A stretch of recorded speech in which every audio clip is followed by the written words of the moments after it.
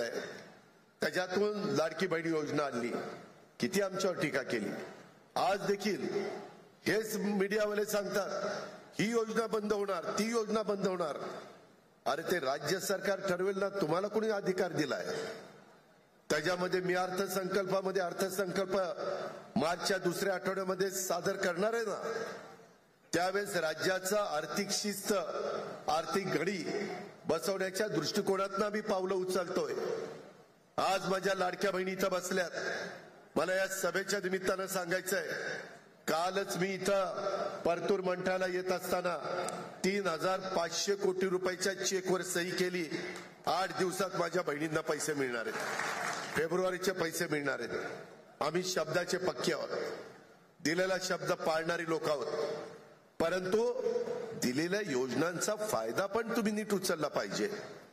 1 रुपयामध्ये पीक विम्याची योजना आणली, काढली, माझ्या शेतकऱ्याला ती परवडावी, परंतु त्याच्यामध्ये किती चुकीचे प्रकार केले। काहींनी गायरानं स्वतःची दाखवली, देवस्थानच्या जमिनी स्वतःच्या दाखवल्या, पिकं दाखवली। अरे असलं जर तुम्ही चुका करायला लागला तर ते पाप कुठं रे फेडाल? वर गेला तरी परमेश्वर तुम्हाला माफ करणार नाही। तुम्ही नियमाने वागा ना, तुमचा अधिकार आहे। तुमच्यावर अन्याय झाला, जरूर तो अन्यायाला त्या ठिकाणी वाचा फोडण्याचं काम, दाद मागण्याचं काम तुम्ही करा।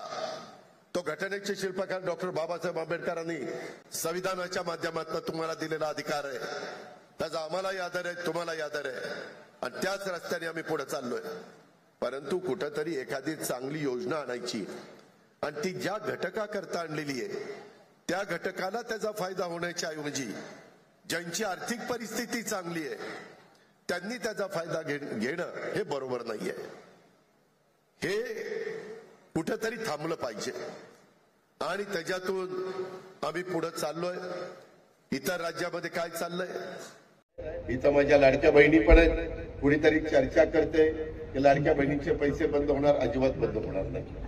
फक्त ज्यांचं उत्पन्न 2,40,000च्या 20,000 महिना त्याच्या आत ज्यांचं उत्पन्न आहे त्यांना मिळणार। आता काहींचा ऊस जातोय 400 टन, तरी आमचे 1,500 रुपये घेतात, काहींचा जातोय 200 टन। तसं नाही बाबांनो, जे झाडू पोतना करते, जी धुणं भांडी करते, जी स्वयंपाक वेगवेगळ्या घरामध्ये जाऊन करते, जी कुरपडीला जाते, जी झोपडपट्टीत राहते, गरीब महिला, त्याकरता ही योजना आहे। आणि ते मी खरं तुम्हाला सांगतो, मागे आम्हाला वेळ कमी मिळाला, आम्ही येईल त्याचा फॉर्म अर्ज त्या ठिकाणी केला। माझ्याकडे तक्रार पत्रकारांची आली, खरी खोटी मी तपासून बघायला सांगितलं। त्या बांगलादेश मधल्या काहीतरी 2-3 आल्या, त्या भावानंदी आमचे पैसे घेतले, पण ते खरं का खोटं अजून तपासतोय। आरोप झालेला आहे, तपासल्याशिवाय मला सांगता येणार नाही। नाहीतर पुन्हा चॅनलला अजित पवारांनी कबूल केलं बांगलादेशच्या महिलांना मिळाले, असं काही नाही।